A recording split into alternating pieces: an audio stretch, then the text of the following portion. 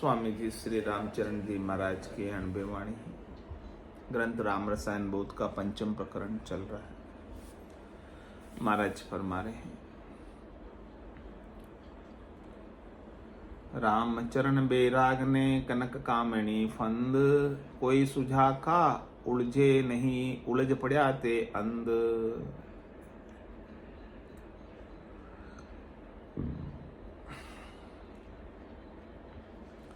जो सुझा के हैं, जिन्हें समझ हो गई है कि इनसे मिलने वाले सुख क्षणिक है, नासवान है, वो तो इसमें उलझते नहीं।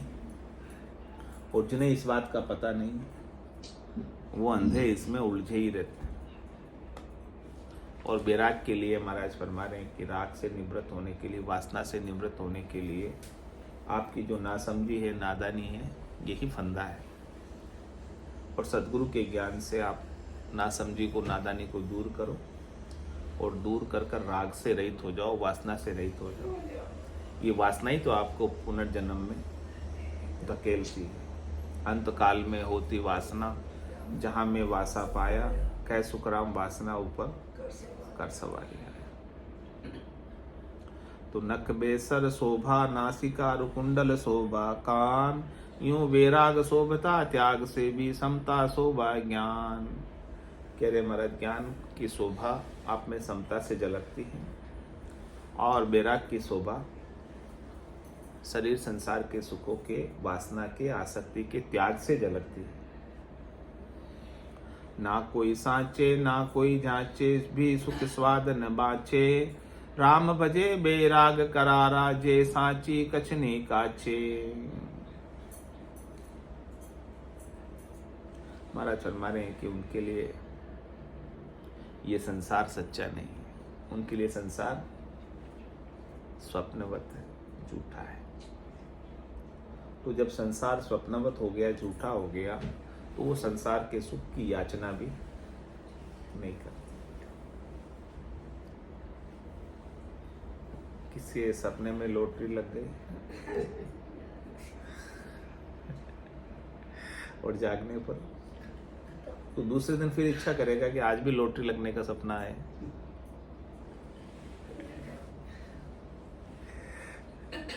करेगा ना आपको दूसरे दिन? नहीं करेगा। क्यों? पता चल गया कि वो लॉटरी जो लगी थी वो सपने की थी, झूठी थी, कच्ची थी, काम की नहीं थी। फायदा कुछ हुआ नहीं ऐसी लॉटरी लगने का भी, सपने में लगी थी।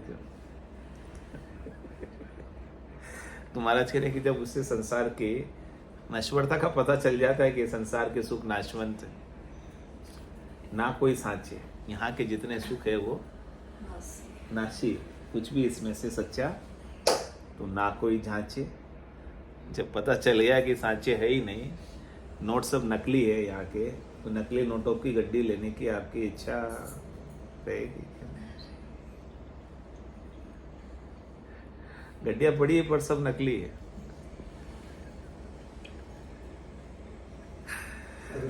सब रद्दी है।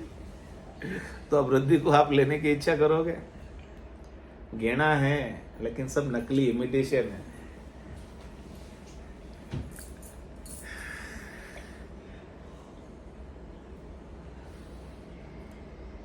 तो पता चल जाएगा कि यह चीजें सब नकली है, झूठी है, माया से रचित है।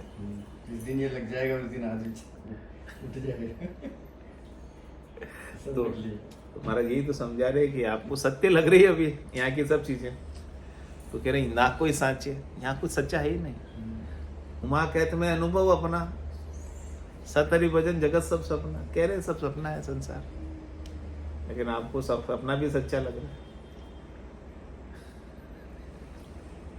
संसार का स्वप्न भी सच्चा लग रहा है, सपना नहीं लग रहा है, अपना लग रहा है। तो कह रहे अपना पर का भया सरीसा, माया सब दर डाटी, मूसिया जक्या चलिया इन साथ आ खाई हो रही खाटी। जो आपको अपने लग रहे हैं वो भी सब माया को बांट खाएंगे, और जो इस माया को उपाने के लिए आपने कर्म किए उसके दुख आपको भोगने हैं। तो ना कोई सांचे ना कोई झांचे, जब ये पता चल जाए सदगुरु के ज्ञान से कि यहाँ कोई सच्चा है ही नहीं, तो फिर इसकी आप याचना करोगे, इसे प्राप्त करने की इच्छा रखोगे, इच्छा खत्म हो जाएगी ना फिर प्राप्त करने की, कि सच्चा है ही नहीं। फिर क्या प्राप्त करना, सच्चा है ही नहीं तो प्राप्त तो उसे करें जो सच्चा हमारे साथ चले। पहचान क्या है सच्चे की? जो आपके साथ चले वो सच्चा, जो आपके साथ नहीं चले वो, जिसे आप छोड़ के जाते हो वो सब झूठा है। सच्चा होता तो साथ ले जाते ना आप। फिर पहचान कर लो क्या आप साथ ले जा सकते हो। सोचो साथ क्या जाएगा, ट्रक के पीछे भी लिखा होता है, पढ़ा होगा आज मेरे जान। फिर भी सोचते नहीं है। सोचो साथ क्या, जैसे लिखा होता है सोचो साथ क्या जाएगा, पर सोचते ही नहीं फिर भी। लिखा होगा, थोड़ी देर पढ़ने तक रहता दिमाग, फिर हट जाता। तुम्हारा चाहिए ना कोई साचे ना कोई जांचे, भी सुख स्वाद न बांचे। वे सुख स्वाद की भी इच्छा नहीं करते, शरीर को केवल भाड़ा देने के लिए, प्राण इसमें टिके रहे उसके लिए भोजन प्रसाद पा लेता है। और क्या करता है? राम भजे बेराग करारा, सो सांची कचनी काचे। राम जी का भजन करता है, करारे बेराग में रखता है, बेराग उनका करार रहता है। तो महाराज में वो सच के मार्ग पर चल रहा, सत्य के मार्ग पर चल रहा है और परमात्मा पद को प्राप्त करता है। बिरकत और आड़ो बांधे नहीं, भी कह रु बंधावे नाय। बासोले निर्बंध रहे, कोई सीध स्वरूपा माय। क्या कहते? जो विरक्त हो गया, जो किसी में रक्त नहीं है। विरक्त कौन है? जो किसी में रक्त नहीं है।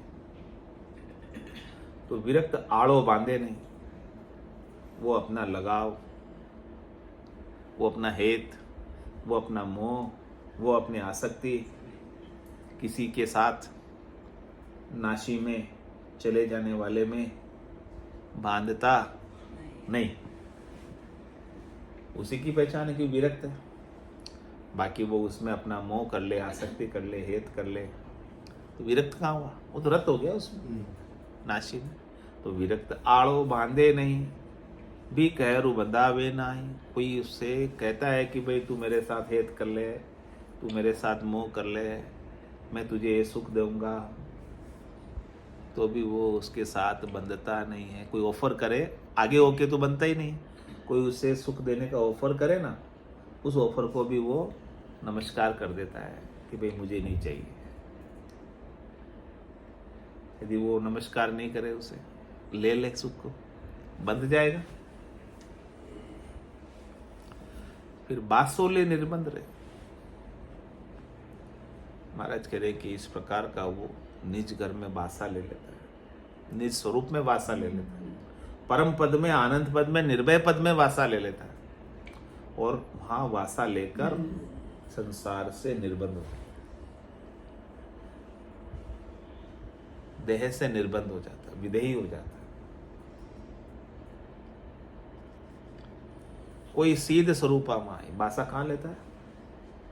सीधे अपने स्वरूप में, कहीं अटकता ही नहीं। कह सुखराम दान देव साई, परम पद बिना क्लेशु में नाई। हे साईं, हे परमात्मा, हे राम जी, हे संत सदगुरु केवली भगवंत, यदि आपको मेरे ऊपर थोड़ी कृपा ही करनी है तो मुझे ऐसा दान दे दो परम पद का, और मुझे कुछ चाहिए नहीं। त्रिलोकी का राज तो मैं अनंत जन्मों से करते आ रहा हूँ, त्रिलोकी के सुख तो मैं अनंत युगों से भोगते आ रहा हूँ, लेकिन आज दिन तक मैं तृप्त हुआ। अब मुझे ऐसा दान चाहिए, भक्ति दान चाहिए, कि जिससे मैं मुक्त हो जाऊं, निर्भय हो जाऊं, मरने का डर भी मेरा निकल जाए। स्वरूप में जाने के बाद ही मरने का डर निकले। जब तक देह रहोगे तो मरने का डर रहेगा, जीव रहोगे तो 84 में जाने का डर रहेगा। स्वरूप में वासा ले लिया तो स्वरूप तो कहीं आता ही नहीं, जाता ही नहीं। स्वरूप तो कभी मरता ही नहीं, स्वरूप तो हमेशा रहता है। और कहाँ रहता है? इसी देह में केवल सर्वत्र।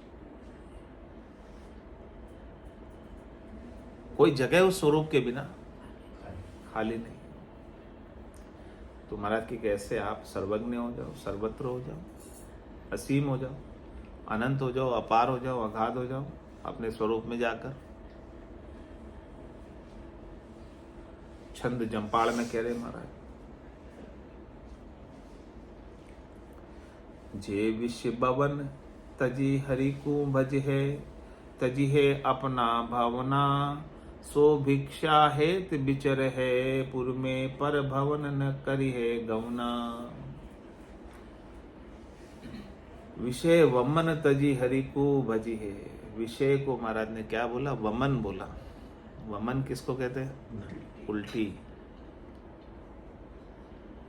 ये विषय उल्टी के समान है। उल्टी को कौन चाटता है? बेकार गंदा कुत्ता।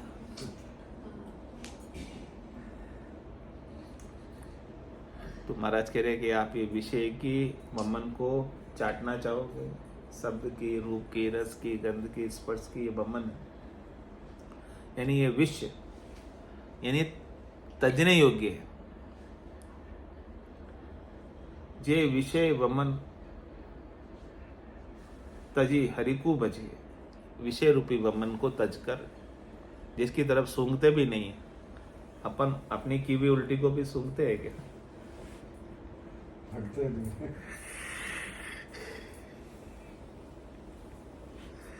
तो महाराज कह रहे कि विषय की वमन को भी आप छोड़ और किस में लगते हो? हरि को भजे। हरि के भजन में, सतराम के भजन में, सत्य स्वरूप के भजन में, अविनाशी के भजन में लग जाओ। कह रहे तजी है अपना भवन। ये अपने जो अनंत जन्मों से वो 3 लोक 14 भवनों में वास कर रहा था। 3 लोक भवन 14 एक काल को ग्रासा, सदगुरु मेहर बिना नहीं छूटे जन्म मरण भवत्रासा।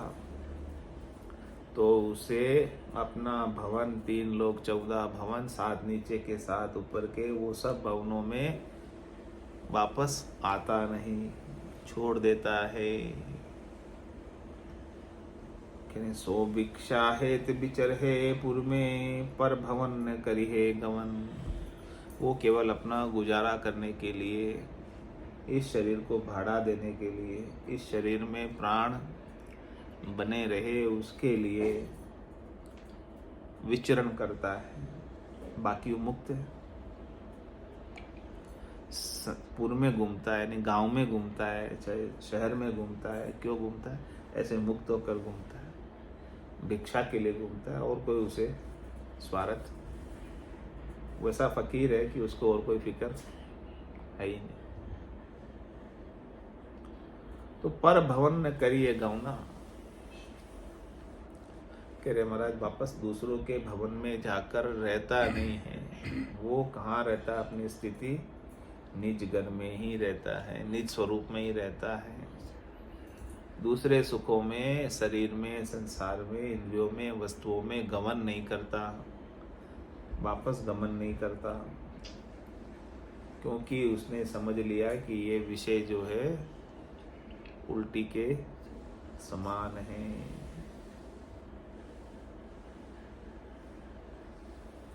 इसलिए वो त्याज्य है, छोड़ने योग्य, धारण करने योग्य नहीं है। धारण करने योग्य तो राम जी के नाम का सुमिरन है, भजन है, याद है, जिसे धारण करके आप परमात्मा पद को, राम स्वरूप हो सकते हो, राम रूप हो सकते हो, अविनाशी पद को पा सकते हो।